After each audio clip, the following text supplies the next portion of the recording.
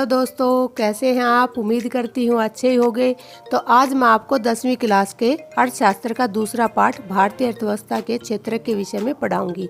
इसमें आपको प्राथमिक, द्वितीयक और तृतीयक क्षेत्र के विषय के साथ साथ देश की राष्ट्रीय आय में जीडीपी का क्या महत्व है और ये किस प्रकार जोड़ी जाती है आदि के विषय में समझाऊंगी। अगर आपको मेरा चैनल पसंद आ रहा है तो इसे सब्सक्राइब कीजिए, वीडियो को लाइक कीजिए और बने रहिए मेरे चैनल के साथ। तो चलिए मेरी वीडियो की तरफ। तो आज हम आपको करवाने जा रहे हैं क्लास 10वीं के अर्थशास्त्र का दूसरा लेसन, भारतीय अर्थव्यवस्था के क्षेत्रक। अर्थव्यवस्था क्या होती है? किसी देश की जो वस्तुओं और सेवाओं से कुल आय होती है, उससे देश का कितना विकास होता है, वो चीज़ अर्थव्यवस्था कहलाती है। अर्थव्यवस्था की दो प्रकार की गतिविधियां होती हैं। एक होती है गैर आर्थिक गतिविधि, जो स्व उत्पादन में आती है, यानी हम स्वयं के लिए जो भी उत्पादन करते हैं जिसमें हमें पैसा प्राप्त नहीं होता, वो गैर आर्थिक गतिविधियां कहलाती हैं। दूसरी होती है आर्थिक गतिविधियां। यह वह क्रियाएं हैं जिसके द्वारा हमें पैसा प्राप्त होता है। मतलब क्या होता है कि वस्तुओं का हम उत्पादन करते हैं और उससे हमें पैसा प्राप्त होता है, ठीक है, जो कि जीडीपी में जुड़ता है, वो आर्थिक गतिविधियों में आती है। आर्थिक गतिविधियों में 3 क्षेत्र शामिल हैं। प्राथमिक क्षेत्र। प्राथमिक क्षेत्र कौन से होते हैं? प्राथमिक क्षेत्र वो होते हैं बेटा जो प्राकृतिक संसाधनों का प्रयोग करके वस्तुओं का उत्पादन करते हैं। जैसे इसमें कृषि, डेयरी, मछली, खनिज, अयस्क और वन। इसमें क्या है कि जो कृषि है, कृषि क्या है? प्राथमिक क्षेत्र में आते हैं, जिसमें सीधा प्राकृतिक संसाधनों का उपयोग करके वस्तु का उत्पादन होता है। कैसे होता है? मान लो गेहूं बो दिए तो हम क्या है कि जो खेत है, ज़मीन है, उनका उपयोग करके हम क्या प्राप्त करते हैं? गेहूं प्राप्त करते हैं। तो हमने क्या किया? प्राकृतिक संसाधनों का उपयोग करके हमने क्या प्राप्त किया? वस्तु प्राप्त की। कौन सी वस्तु? गेहूं प्राप्त किया। तो ऐसी जो वस्तुएं होती हैं उन्हें हम क्या कहते हैं? प्राथमिक क्षेत्र। इसमें क्या है कि सभी उत्पादन का जो आधार है वो प्राथमिक क्षेत्र में आते हैं। मतलब क्या है, इसमें व्यक्ति की कोई गतिविधि नहीं होती। जो भी उत्पादन होता है वो प्राकृतिक रूप से होता है, चाहे वो मछली का है, चाहे वो वनों के जो पेड़ हैं उनका है, चाहे वो खनिज हैं उनका है, वो सभी जो है क्या है? प्राकृतिक रूप से प्राप्त होते हैं। इसे हम कृषि या सहायक क्षेत्र भी कहते हैं। ठीक है, प्राथमिक क्षेत्र तो ये है ही, लेकिन इसको दूसरे रूप में देखा जाए तो इसे कृषि या सहायक क्षेत्र कहा जाता है। अब बात करते हैं द्वितीयक क्षेत्र की। प्राकृतिक उत्पादों को विनिर्माण प्रणाली के द्वारा रूपों में परिवर्तित किया जाता है। मतलब क्या है कि जो प्राथमिक क्षेत्र में हमने उत्पादन किया था, ठीक है, उन चीज़ों का जो है परिवर्तन किया जाता है। किसके द्वारा? विनिर्माण प्रणाली के द्वारा। जैसे गन्ने से चीनी, कपास से कपड़ा। मतलब गन्ना हमने क्या प्राथमिक क्षेत्र से प्राप्त किया, प्रकृति से प्राप्त किया।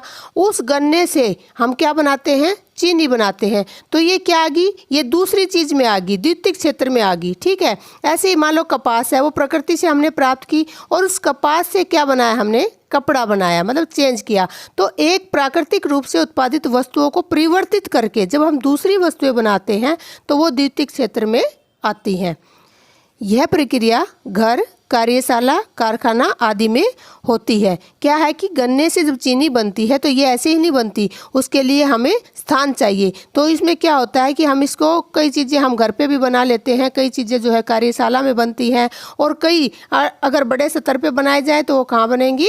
कारखानों में बनेगी। तो इसलिए क्या कहते हैं? द्वितीयक क्षेत्र को औद्योगिक क्षेत्र भी कहा जाता है। ठीक है, अब हम पढ़ लेते हैं तृतीयक क्षेत्र। इसमें क्या होता है कि जो प्राथमिक उत्पाद हैं उनको द्वितीयक उत्पादों में परिवर्तित करने में जिन जिन सहायक साधनों की हमें ज़रूरत होती है उनको हम तृतीयक क्षेत्र में लेते हैं। ठीक है, जैसे इसको हम सेवा क्षेत्र भी कहते हैं। कैसे कहते हैं? इसमें आते हैं परिवहन, डॉक्टर, शिक्षक, प्रशासनिक अधिकारी, मोची, वकील, बैंक, नाई, लेखाकार, संचार, भंडारण, इंटरनेट आदि। मतलब क्या है, इन चीज़ों के माध्यम से ही हम प्राथमिक चीज़ों का परिवर्तित करके द्वितीय जो है संसाधनों में परिवर्तित करते हैं। और इसके लिए हमें क्या क्या चीज़ों की आवश्यकता पड़ती है? हमें इनके लिए बैंकों की आवश्यकता भी पड़ती है, क्योंकि हमारे पास अगर पैसा नहीं होगा तो हम उद्योग नहीं लगा सकते और प्राथमिक चीज़ को दूसरी में नहीं परिवर्तित कर सकते। इसके लिए हमें परिवहन भी चाहिएगा, एक जगह से दूसरी जगह ले जाने के लिए। इसके लिए हमें संचार भी चाहिएगा। इसके लिए हमें क्या है? भंडारण भी चाहिएगा। और यही नहीं, इसके अलावा भी जो है हमें आवश्यकता पड़ती है, डॉक्टरों की भी पड़ती है, टीचरों की भी पड़ती है, आईएएस अधिकारियों की भी पड़ती है। तो कहने का क्या मतलब है, ये सभी चीज़ें जो सेवाएं देती हैं वो तृतीयक क्षेत्र में आती हैं। अब बात कर लेते हैं कि प्राथमिक, द्वितीयक और तृतीयक जो क्षेत्र हैं उनकी वस्तुओं और सेवाओं की गणना कैसे करते हैं और कुल उत्पादन कितना हुआ ये हम कैसे जानते हैं। देखिए, वस्तुओं और सेवाओं के मूल्य का उपयोग करना चाहिए। एक तो सबसे पहली जो बात है वो क्या है कि कितनी वस्तुएं बनी, कितनी सेवाएं हुई, उनकी हमें संख्याओं पे ध्यान नहीं देना है, हमें उनके मूल्य का उपयोग करना चाहिए कि उनका मूल्य क्या है। ठीक है, जैसे मान लो 50 केजी गेहूँ है, ठीक है, वो 15 रुपये किलो गेहूँ मिल रहा है, तो मूल्य कितना हुआ 750 रुपये। तो हमें ये नहीं देखने कि उनकी संख्या कितनी है, हमें क्या देखना है कि उसका मूल्य कितना है, क्योंकि जीडीपी में ये जुड़ता है, सकल घरेलू उत्पाद में मूल्य जुड़ता है, ना कि जो वस्तु और सेवाओं की जो संख्या है वो जुड़ती है। ठीक है, इसमें हमें क्या देखना है कि मूल्य कितना है 750, हम ये नहीं देखेंगे कि इसकी संख्या कितनी है।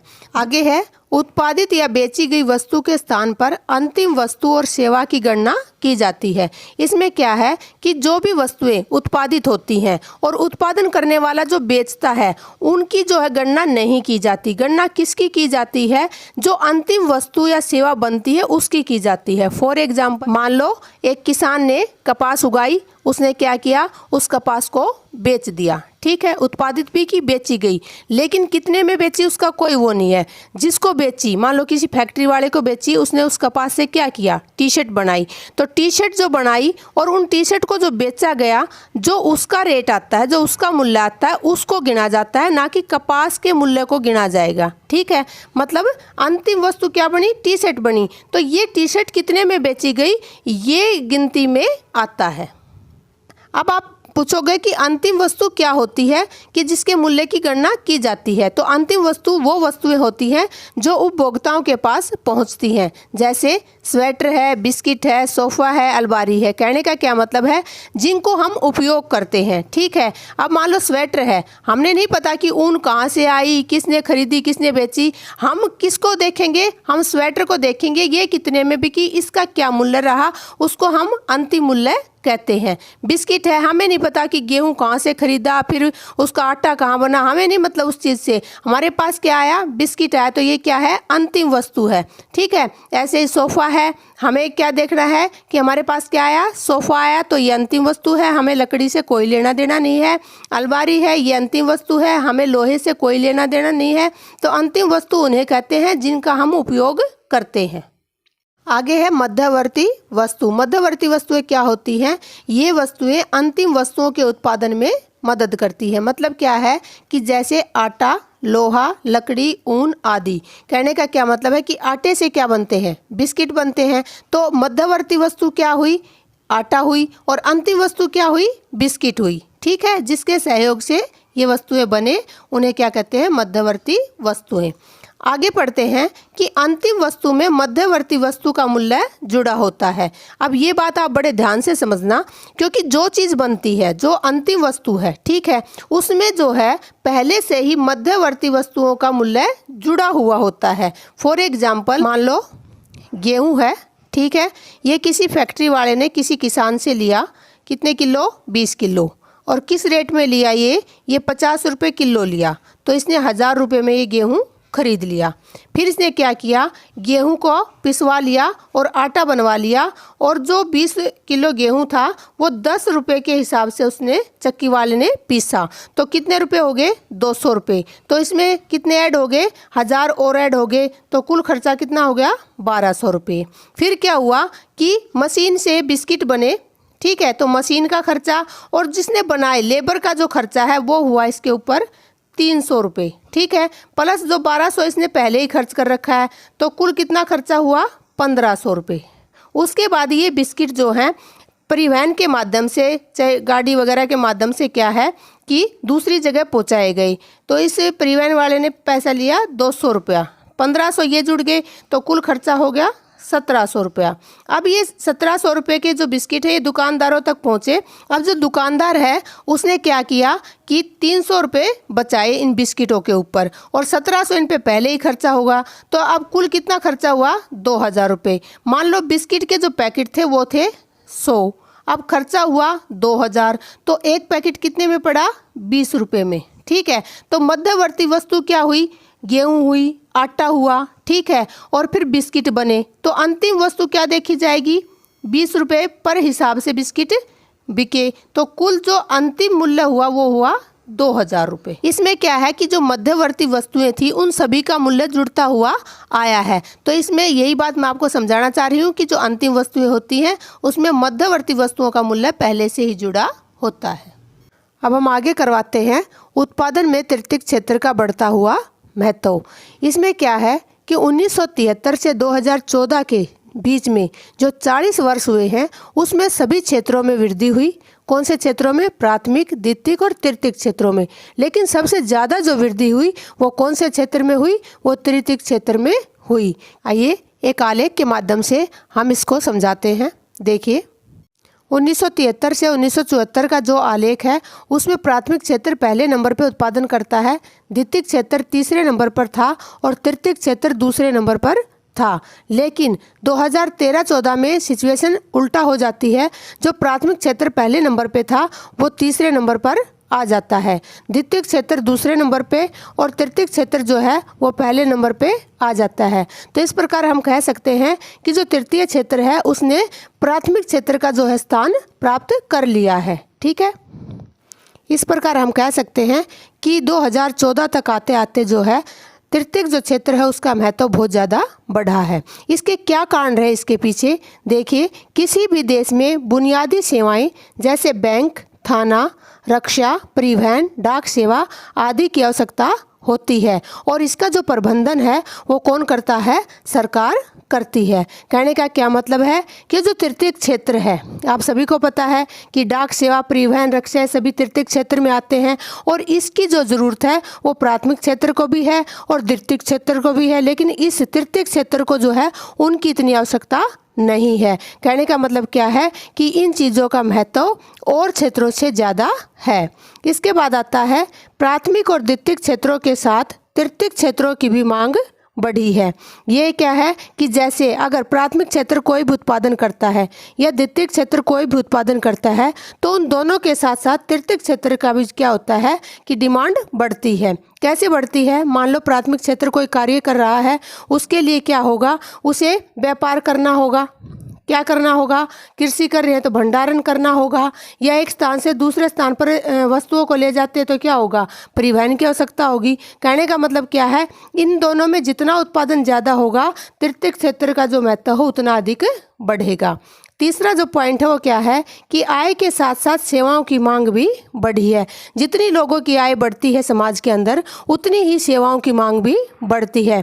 मान लो मेरी आय 100 रुपये है तो उससे क्या होगा कि मेरे जो घरेलू खर्चे हैं वो भी पूरे नहीं हो पाते, तो मैं जो भारी सेवाएं हैं उनका जो है लाभ नहीं उठा सकती। अगर वही आय बढ़कर 10,000 रुपये हो जाती है तो हो सकता है कि मैं अपने बच्चों को रेस्तरां में ले जाऊं, या फिर मैं उनको जो है अगर वो बीमार पड़ जाए तो उनको निजी अस्पताल में ले जाऊं, या उनको निजी विद्यालय में पढ़ाऊं। ठीक है, या फिर कभी कभी जो है घूमने फिरने का प्लान भी हो जाए। तो इससे क्या होगा? जो तृतीयक क्षेत्र है उनकी जो सेवाएं हैं उनकी मांग बढ़ती है। ठीक है, उसके बाद आता है विगत दशकों में नई सेवाएं भी आई है। नई सेवाएं कौन सी? इंटरनेट की। आप सभी को पता है कि पहले जब हम रिचार्ज करवाते थे तो बातें मुश्किल से होती थी, लेकिन आजकल फ़ोन के बिना किसी का काम नहीं चलता और इस प्रकार इतना जो है सेवाएं उपलब्ध हो गई हैं कि हम व्यापार भी जो है ऑनलाइन करते हैं। आप सभी फ्लिपकार्ट से, अमेजन से वाकिफ़ हो गए कि ये सभी जो व्यापार हैं वो तृतीयक सेवाओं में आते हैं। कहने का क्या मतलब है कि इन सेवाओं से क्या है, संचार और सूचनाएं जो प्रौद्योगिकी है वो ज़्यादा बढ़ रही हैं। तो इस प्रकार तृतीय क्षेत्र का जो है महत्व बढ़ता आ रहा है। इसके बाद एक बात और है कि जो 1991 है उसमें एक नई आर्थिक नीति आई और उसके बाद जो है तृतीय क्षेत्र का महत्व बहुत ज़्यादा बढ़ गया है, क्योंकि व्यापार जो है दूसरे देशों में रास्ते खोल दिए गए हैं। अब हर देश दूसरे देश में जाके अपने उद्योग धंधे कर सकता है और उसके लिए जो जो तृतीय क्षेत्र में सेवाएं हैं उनका लाभ उठा सकता है। तो इस प्रकार तृतीय क्षेत्र का महत्वपूर्ण योगदान है। तो आगे बढ़ते हैं और पढ़ते हैं कि अधिकांश व्यक्ति कहाँ पर नियोजित है। नियोजित का मतलब क्या है कि वो कहाँ पर काम करते हैं, उन्हें कहाँ पर रोजगार मिला हुआ है, कौन से क्षेत्र में उनको रोजगार मिला हुआ है, जैसे प्राथमिक क्षेत्र में, द्वितीयक क्षेत्र में या तृतीयक क्षेत्र में। तो देखिए, जो सकल घरेलू उत्पाद है उसमें तीनों क्षेत्रों की हिस्सेदारी में परिवर्तन हुआ है। मतलब क्या है कि तीनों क्षेत्रों ने जो है इसमें अपना अपना योगदान दिया है। और जो 1973 से 74 का जो टाइम था और जो आज का टाइम है उसमें काफ़ी परिवर्तन हुआ है, परंतु रोजगार में परिवर्तन नहीं हुआ। रोजगार में परिवर्तन क्यों नहीं हुआ? पहले भी प्राथमिक क्षेत्र में सबसे ज़्यादा रोजगार था और आज भी प्राथमिक क्षेत्र में ही सबसे ज़्यादा रोजगार है। तो ये परिवर्तन क्यों नहीं हुआ? तो जानते हैं इसके कारणों के बारे में। सबसे पहला जो कारण है वो है द्वितीयक और तृतीयक क्षेत्रों में अवसरों का सृजन ना होना। कहने का क्या मतलब है कि द्वितीयक और तृतीयक क्षेत्र में आने के लिए व्यक्ति को किसी कार्य में निपुणता हासिल होनी चाहिए, लेकिन अगर किसी को कुछ नहीं आता तो क्या करता है, वो प्राथमिक क्षेत्र में चला जाता है। दूसरा क्या है, अल्प बेरोजगारी की स्थिति है, काम क्षमता से कम है, इसे छिपी बेरोजगारी और प्रच्छन्न बेरोजगारी भी कहते हैं। दूसरा जो रीजन है वो क्या है कि हमारे देश में क्या है, एक अल्प बेरोजगारी है। अल्प बेरोजगारी का क्या मतलब होता है कि किसी व्यक्ति में जो है 12 घंटे काम करने की क्षमता है और उसे सिर्फ 5 घंटे का ही काम मिला हुआ है। कहने को तो वो रोजगार कर रहा है, लेकिन रोजगार उसकी क्षमता के अनुरूप नहीं है, यानी वो काम भी कर रहा है और वो बेरोजगार भी है। इसे हम छिपी हुई बेरोजगारी और प्रच्छन्न बेरोजगारी भी कहते हैं। फॉर एग्जाम्पल क्या है कि अगर एक परिवार में 10 व्यक्ति हैं और उनके पास एक ज़मीन का टुकड़ा है, ठीक है, वो उस पर खेती करते हैं और इस ज़मीन में उत्पादन होता है 150 किलो, ठीक है। अब 150 किलो का जो काम है वो ये 2 व्यक्ति आराम से कर सकते हैं, लेकिन 2 व्यक्तियों के काम को कितने आदमी कर रहे हैं? 10 व्यक्ति कर रहे हैं, ठीक है। तो इसे हम अल्प बेरोजगारी कहते हैं या छिपी बेरोजगारी कहते हैं। तो इस प्रकार आप देख सकते हैं कि जो कार्य 2 व्यक्तियों का था उस काम को 10 व्यक्ति कर रहे हैं। मतलब जो 8 व्यक्ति हैं वो काम कर रहे हैं, लेकिन अपनी क्षमता के अनुसार वो बेरोजगार हैं। अब यहाँ पे देखिए कि जो कृषि है ये प्राथमिक क्षेत्र में आता है। यहाँ पे अगर हम आंकड़े देखेंगे तो 10 व्यक्ति वहाँ पर रोजगार करते हुए दिखाई देंगे, जबकि उनका वहाँ पे कोई काम नहीं है। देखिए इधर प्राथमिक क्षेत्र में रोजगार सबसे ज़्यादा है। ये इसी प्रकार है कि उन लोगों का जो है वहाँ पे कोई काम नहीं है, लेकिन फिर भी वो वहाँ पे रोजगार में दिखाई देते हैं। इसी कारण से जो प्राथमिक क्षेत्र है उसमें जो है रोजगार सबसे ज़्यादा है, लेकिन उत्पादन सबसे कम है। इससे आगे है, यदि हम कुछ व्यक्तियों को कृषि से हटाकर द्वितीयक या तृतीयक में भेजें तो प्राथमिक क्षेत्र पर कोई प्रभाव नहीं पड़ेगा। कहने का क्या मतलब है कि जो ये 10 व्यक्ति हैं इनमें से 2 व्यक्ति ये कार्य करें, बाकी जो 8 व्यक्ति हैं वो क्या है, वो या तो द्वितीयक क्षेत्र में चले जाएं या तृतीयक में चले जाएं और वहाँ पे अगर वो काम करें तो उत्पादन में वृद्धि होगी और प्राथमिक क्षेत्र पर इसका कोई प्रभाव भी नहीं पड़ेगा, क्योंकि यहाँ पर तो कार्य ही 2 व्यक्तियों का है। अगला है, व्यक्तियों की आय में भी वृद्धि होगी। अगर वो इससे हटकर काम करेंगे तो उनकी आय में भी वृद्धि होगी, क्योंकि ये जो 150 किलो का उत्पादन है ये तो 2 व्यक्ति उनका कर रहे हैं। जो 8 व्यक्ति दूसरे क्षेत्रों में कार्य करेंगे तो उससे क्या होगा, उनकी आय में वृद्धि होगी। थैंक यू मेरी वीडियो देखने के लिए। अगर आपको मेरी वीडियो पसंद आ रही है तो इन्हें लाइक कीजिए, चैनल को सब्सक्राइब कीजिए, बने रहिए मेरे चैनल के साथ। मिलती हूँ अगली वीडियो में। Bye bye, take care.